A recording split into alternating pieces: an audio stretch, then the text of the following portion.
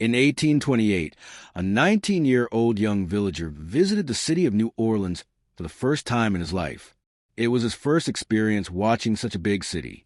The magnificent buildings and large ships in the docks impressed him.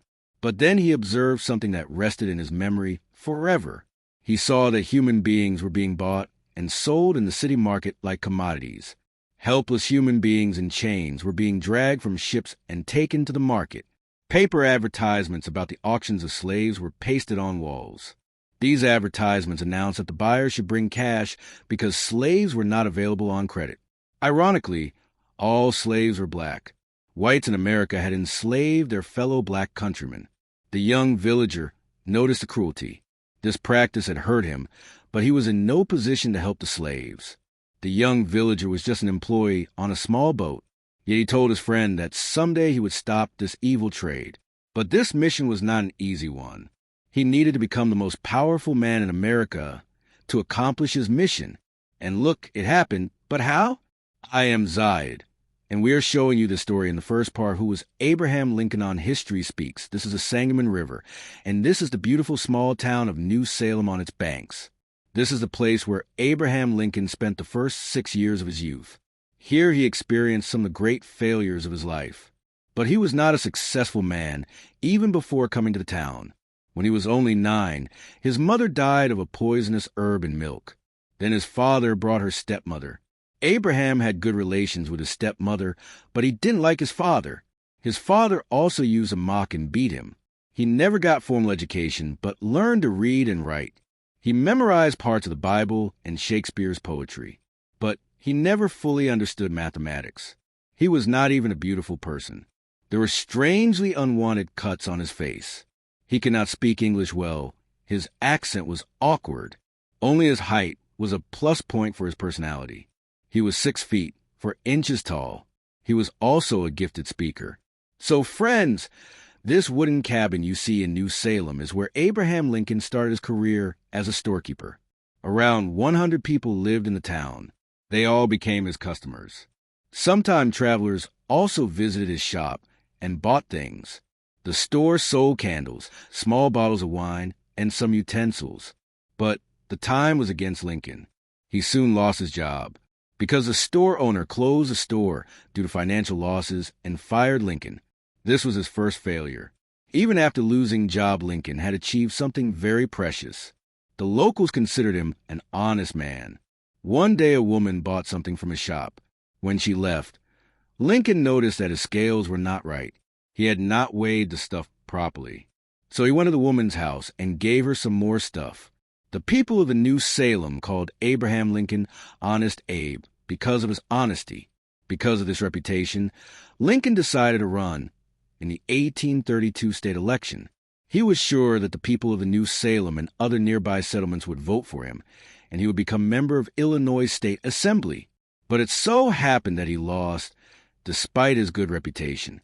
This was his second failure.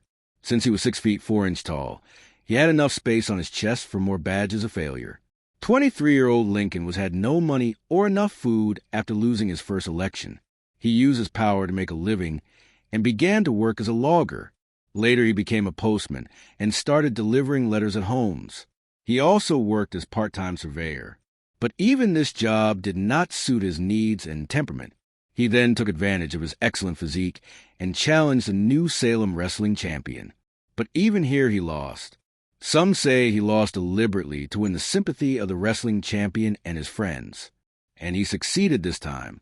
The wrestling champion Armstrong and his friends became Lincoln's close friends. They helped him in his future political struggle. He opened the Berry Lincoln store with a friend, William Berry, to earn a living. Once his financial concern was over, he restarted his political career. He became a member of the Assembly of Illinois in 1834. This was his first success in a life full of failures. But this success did not solve his financial problems. He received only $3 a day allowance during assembly sessions. He could not manage his store because of politics. 1835 proved to be a painful year of his life. First, his store partner William Berry died, and then the store was shut down. The store had a debt of $1,800. It took Lincoln 15 years to repay the loan. Lincoln jokingly called it the national debt. But the greatest tragedy of all was the death of Anne Rutledge. Lincoln had met Anne in his New Salem store. She was so beautiful that he fell in love with her, but the girl was engaged to someone else. According to psychologists, once you fall in love with someone, you can't return easily. Both lovers spent a lot of time together. They often met outside the store, and even on the banks of the river. But all of a sudden, typhoid fever spread in the area, and then Rutledge died of the fever. This memorial board hangs at the place where Anne lived in a cabin. Lincoln met her for the last time in the same cabin. It is also written on the board that Lincoln wept under a banyan tree near the cabin. Lincoln had tasted 3 failures in a single year. His last failure was the most tragic of all. Lincoln visited Anne's grave several times as long as he lived. 2 years after the deaths of Anne and Barry, Lincoln moved to the nearby town of Springfield. New Salem was already losing its population. The town was established as a temporary stay for the steamboats from Sangamon River. But Sangamon River was never clean for the steamboats, so the town disappeared within 3 years of Lincoln's departure. Lincoln never returned to New Salem, but he visited his beloved's grave sometimes. Lincoln became a lawyer in Springfield. He earned good money and paid his debts. He also married Mary Todd, a girl from a noble family. He also became a member of the U.S. Congress and spent 2 years in Washington, D.C. But all of this soon lost its appeal, because he could not forget the slaves he saw in the beginning of his life who were being sold in chains. He disliked slavery, but his own party, the Whig Party, and the people of his constituency supported slavery. So he quit politics and only focused on his law career. When he was free, he spent time with his wife and children, but he almost forgot about his father and stepmother. Abraham Lincoln rose to fame because of debate in America. This debate was about the issue of slavery. The American nation was divided over this issue. The southern states of the country were supporting slavery. The southern farmers needed slaves for their fields and farms. In return, slaves were given permanent housing and food. These slaves had no rights. The southern states didn't want to abolish slavery because slaves were a cheaper labor. But the northern states were experiencing an industrial revolution. Industries provided jobs for the white people and made them less dependent upon agriculture. Slaves were not suitable for the industry. The white people didn't want the slaves to take away their jobs. So it was a moral as well as an economical problem that motivated the whites in the northern states to abolish slavery.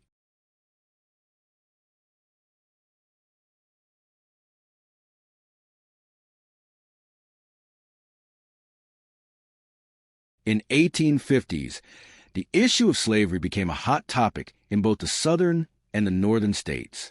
This hot debate soon led to bloodshed, and a civil war erupted in the country. Both proponents and opponents of slavery took up arms. Both sides used references from the Bible to justify their cause. Now, Lincoln also set aside his law files and rejoined politics. One day, he heard Democratic Senator Stephen Douglas' speech. Senator Douglas was speaking in favor of maintaining slavery. He did not consider blacks to be equal to whites. He was saying that every American state had the right to decide the future of the slavery.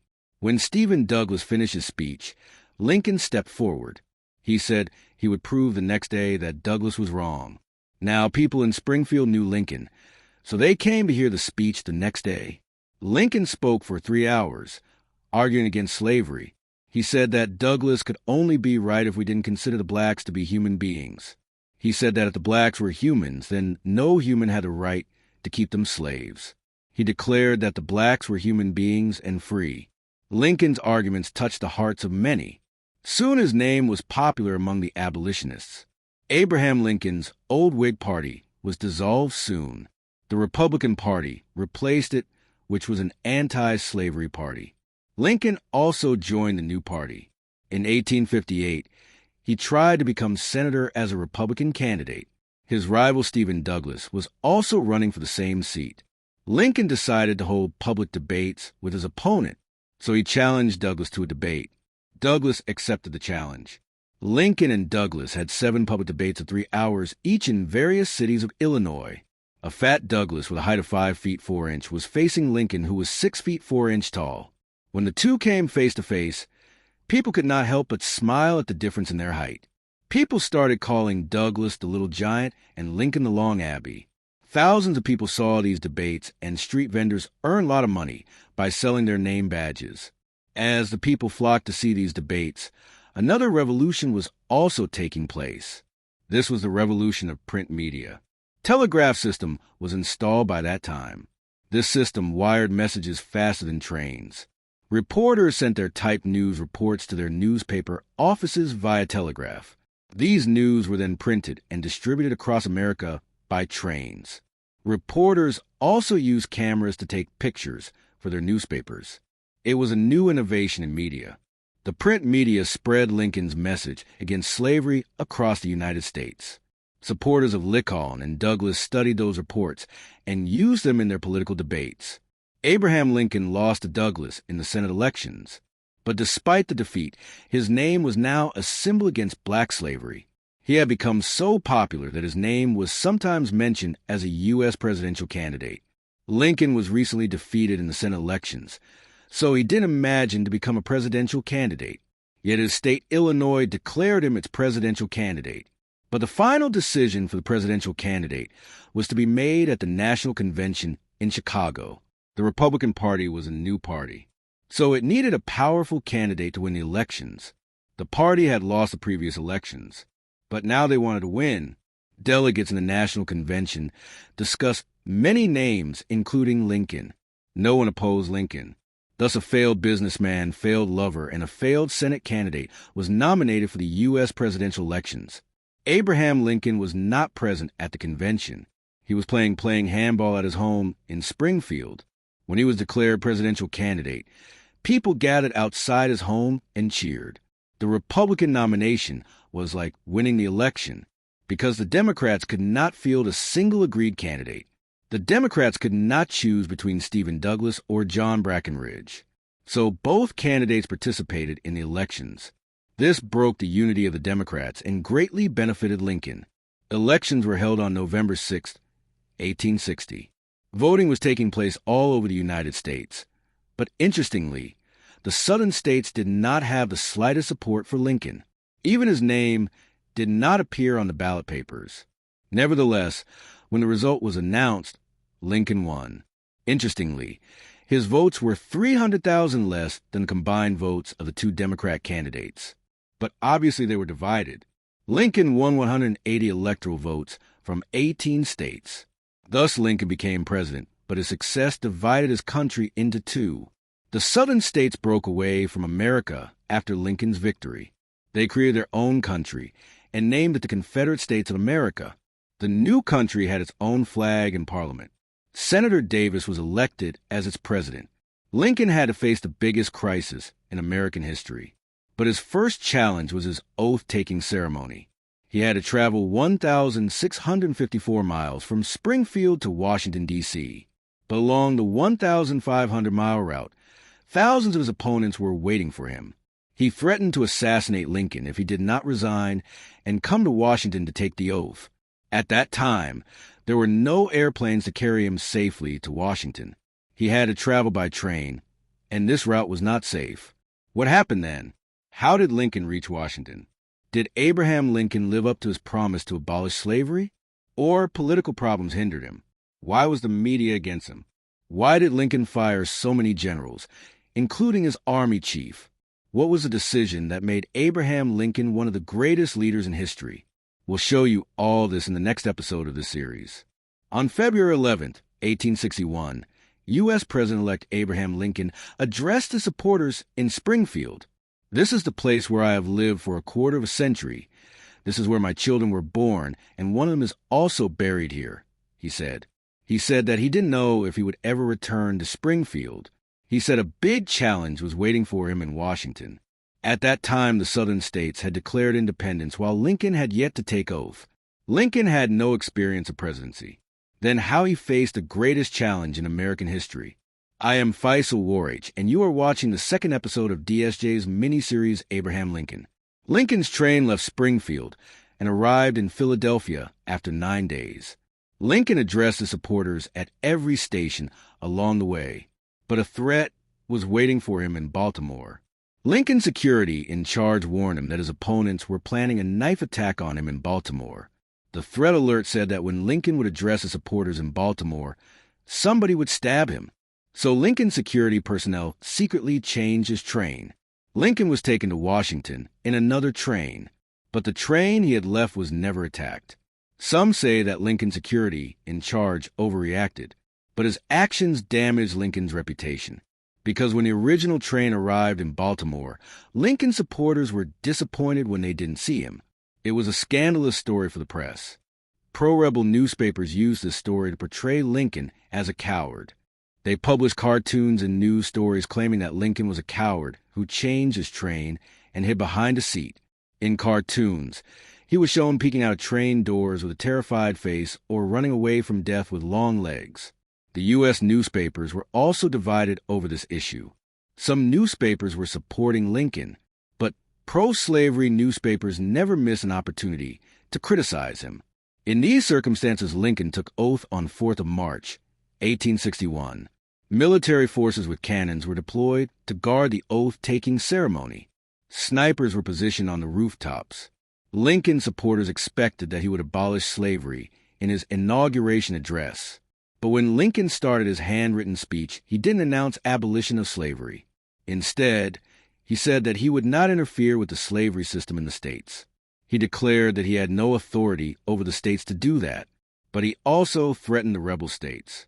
He said, "In your hands, my dissatisfied countrymen, and not in mine, is a momentous issue of civil war." He said, "The government will not assail you. You can have no conflict without being yourselves the aggressors." He said, "You have no oath registered in heaven to destroy the government, while I shall have the most solemn one to preserve, protect, and defend it." After his oath, Lincoln went to his office, but the people who visited him in his office thought he was a non-serious person. Now his supporters were disappointed. They thought that Lincoln didn't care for his country anymore, but it was not the case. The rebel states were so close to him. He could see the rebel state of Virginia through the White House windows. The rebel capital, Richmond, was situated in Virginia. Rebel President Colonel Jefferson's office was also in that city. Lincoln could not ignore this threat. His supporters wanted a quick attack on Virginia, but Lincoln didn't want to start the war. He was waiting for some mistake from the rebels. The rebels made the mistake of attacking a Union post, Fort Sumter in South Carolina. Then Lincoln ordered his army to prepare for the war. At that time, the United States didn't have an active standing army. Lincoln ordered the recruitment of 75,000 volunteers. They had to serve for 3 months. These volunteers started training, and a war environment was created. The northern states under Lincoln were superior to their southern rivals. The Union had 23 states and controlled the largest area of the country, while 11 rebel states controlled a small area.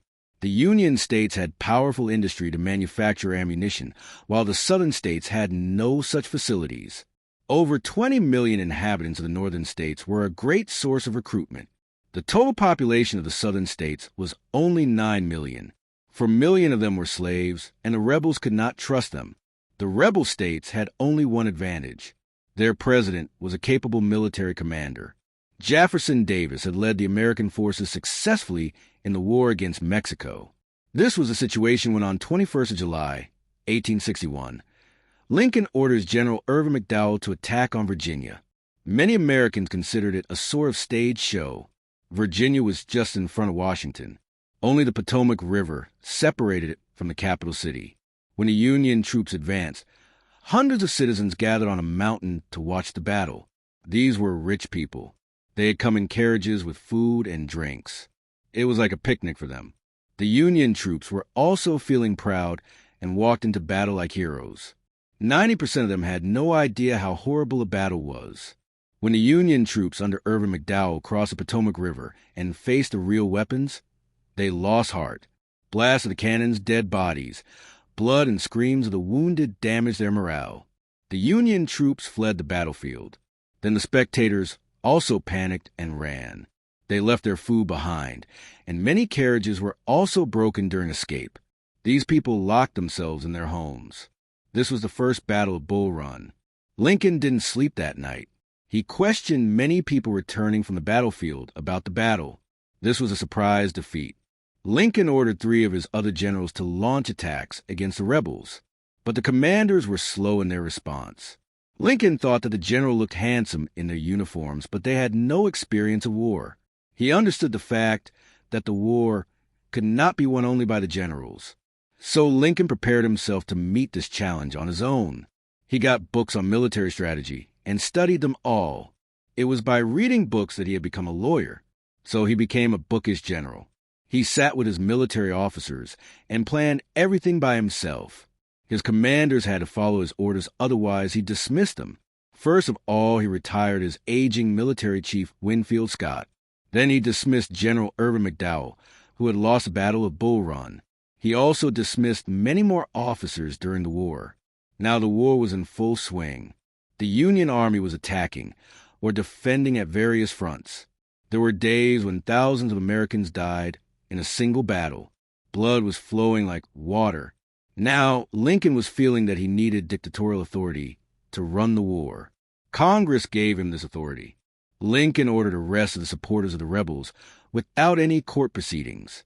He also imposed martial law in some places. Even the pro-rebel newspapers were temporarily shut down. Now Lincoln was leading the war by himself. The U.S. Navy cut off the rebels' shipping lanes on his orders. This blockade effectively ended their trade and any hope of getting help from Europe. Lincoln's war policies were successful, and the Union Army was now retaking areas from the rebels. It seemed that the rebel states would soon surrender. But 2 events in 1862 changed this situation. Lincoln had already seen death of his 3-year-old son in Springfield. Now his 11-year-old son William Wallace died of typhoid fever. When Lincoln returned from his funeral, he locked himself up in his room and cried for hours. Then he wiped out his tears, came out and took over his responsibilities like before. On the other hand, the rebel states appointed General Robert Lee as their new commander. General Robert Lee successfully stopped the Union advance in Virginia, Maryland, and Pennsylvania. He also launched attacks deep inside the Union territory. He forced Lincoln's Union Army in a defensive position at many fronts. The rebel forces were now winning under Lee. It could be a turning point in the war. But Lincoln still held his trump card. He could abolish slavery in the southern states. He hoped that if he abolished slavery, the slaves in the rebel states would revolt against their white masters. But this was not the right time to abolish slavery, because his army was losing. Abolition of slavery at that time could have been interpreted as a desperate effort to win the war. On 17th of September, 1862, General Lee launched attacks around Washington. President Lincoln himself went to the battlefield to save his capital city. Union General McClellan was defending the capital city. But Lincoln himself reached the front because it was a sensitive matter. His tent was set up near the battlefield. Here Lincoln supervised the battle himself. This was a do-or-die mission for him. If General Lee had conquered Washington, the Union government would have collapsed. Great world powers like Britain and France were waiting to capture Washington to formally recognize the rebel states. Now America's future depended upon this battle. The battle took place near Sharpsburg. It is also called the Battle of Antietam. General Lee was in a weak position before the battle. His force was exhausted and without much ammunition, so General Lee retreated after a brief fight. He crossed the Potomac River and entered Virginia. He had saved most of his troops, but his bid to capture Washington had failed. 17th of September was the bloodiest day of the Civil War. 10,000 rebels and over 12,000 Union troops were killed in a single day. It was also the last day for General McClellan. He had failed to crush the rebel army once and for all. Lincoln thought he was a lazy general. Lincoln ordered him to chase the rebels and end the war then and there. But McClellan could not do that. Lincoln called the general to his tent and later dismissed him. Though the rebel army was not fully destroyed, but it had to retreat from the Union areas. This was a success.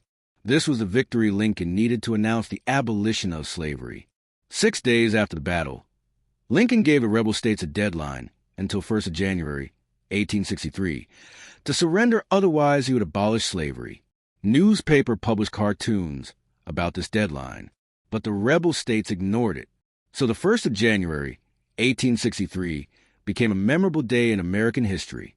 Lincoln signed the Emancipation Proclamation that abolished the slavery. Lincoln wrote his full name on the document.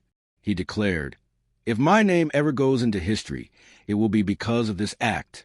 This proclamation also allowed the Union Army to recruit black soldiers.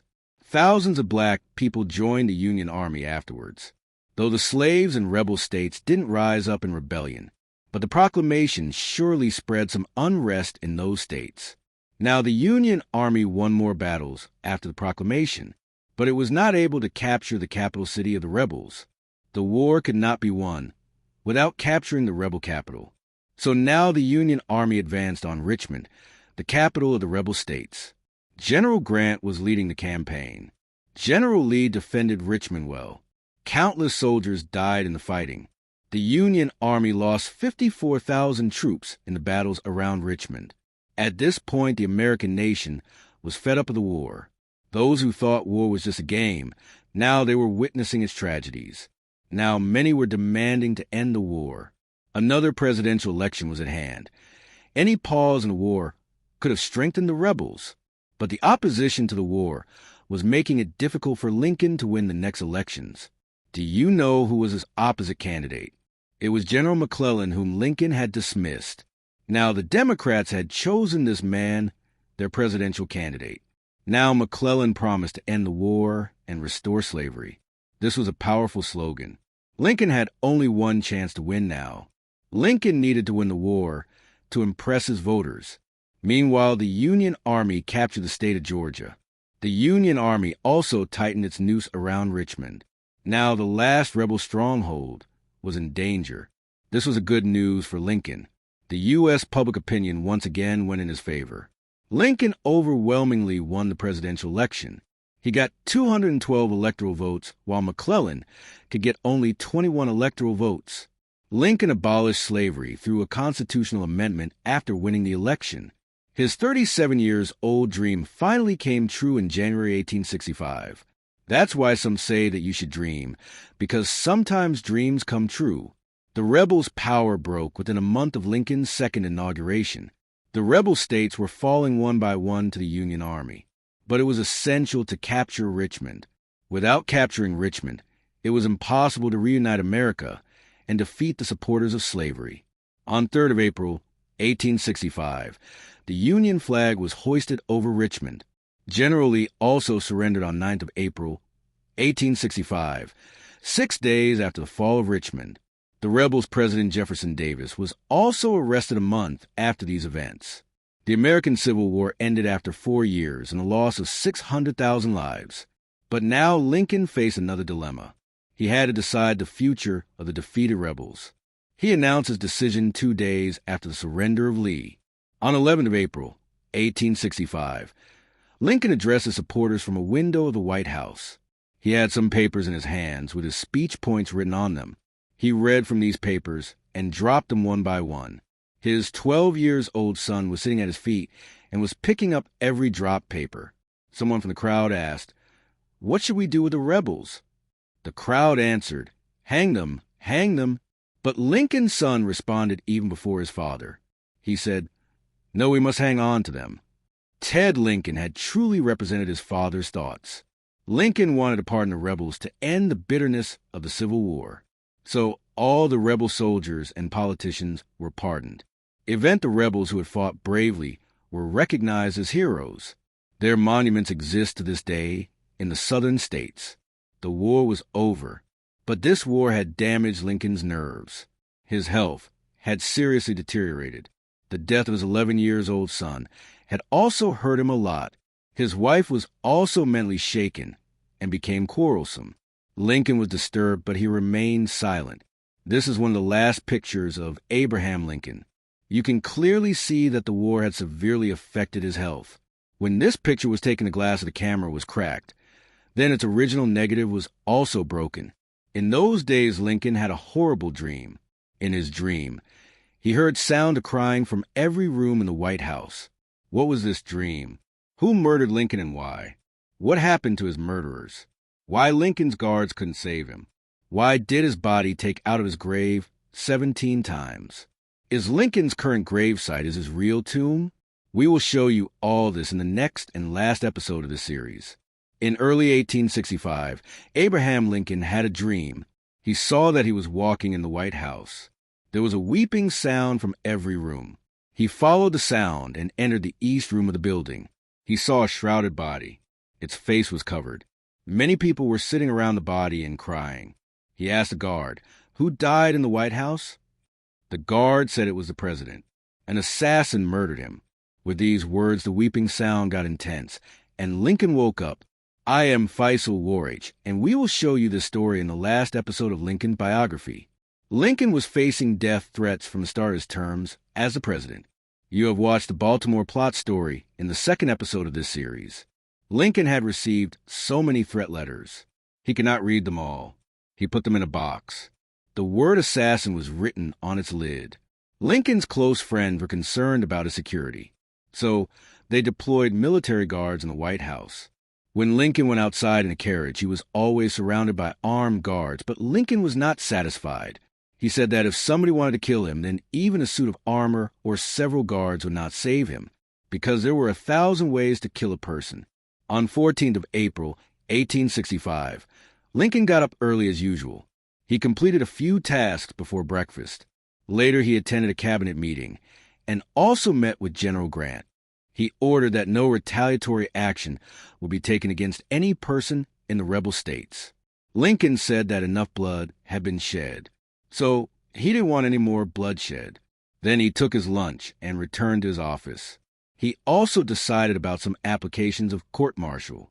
Lincoln also repealed the death sentence of a rebel spy and pardoned the defector of a Union army. At noon, Lincoln told his wife that it was the happiest time of his life. Then he left with his wife in a carriage for outing in the evening. He tried to end his wife's sadness by talking in a sweet tone. He mentioned the tragedies of the Civil War and the death of their son William. He said that they must remain more happy in the future. That night, Lincoln and his wife visited Ford's Theater to see a stage show. A presidential box with a military flag was reserved for them in the theater. Major Henry Rathbone and his fiancée were also sitting in the carriage with them. Both couples entered the presidential box. All the people in the hall below stood up to pay their respects to the president and the first lady. The stage orchestra struck up "Hail" to the chief music. Lincoln smiled and nodded. Then he sat on an armchair. His wife sat beside him. Major Rathbone and his fiancée sat on the right side of the couple. Then the show started. It was a famous comedy drama, Our American Cousin. Famous actress Laura Keene was performing the lead role. Lincoln laughed at the comedy dialogues of the drama. All four people in the box were facing the hall, and the door was behind them. The door was not locked, and an American cop, John Parker, was guarding the door. But Parker abandoned his duty to watch the drama and went below in the hall. An assassin saw that there was no guard. He moved towards the door with a pistol and a knife. He had decided to murder the president at all cost. The assassin thought that Lincoln was a cruel dictator who had deprived the southern states of their freedom. People were laughing at a comedy act in the hall when the door behind Lincoln opened without a sound. The assassin came in and without any delay shot Lincoln in the back of his head. Lincoln fell to his side, never to move again. His wife tried to rescue him and screamed. Major Henry attacked the assassin, but the attacker injured him with his knife and jumped into the hall, 12 feet below. He said something loudly which meant that tyrants meet the same end and the South is avenged. There were hundreds of people in the hall, but nobody could stop the assassin. The assassin was a famous stage actor, John Wilkes Booth. They thought it was another act of the drama. John Wilkes Booth went out through the stage door. There he fled on a horse. Then the people in the hall realized the situation, and they panicked. They went out of the hall screaming, while 2 doctors rushed in to attend the injured president. Lincoln was unconscious.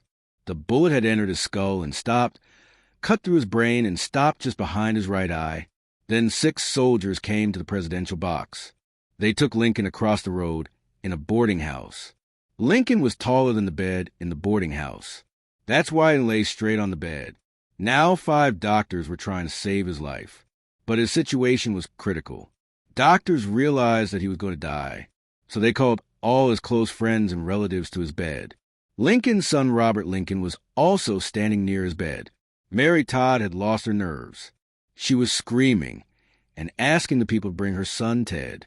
She thought Ted could save his father's life. But Ted was in another theater that night. When soldiers came to inform him about his father, he screamed.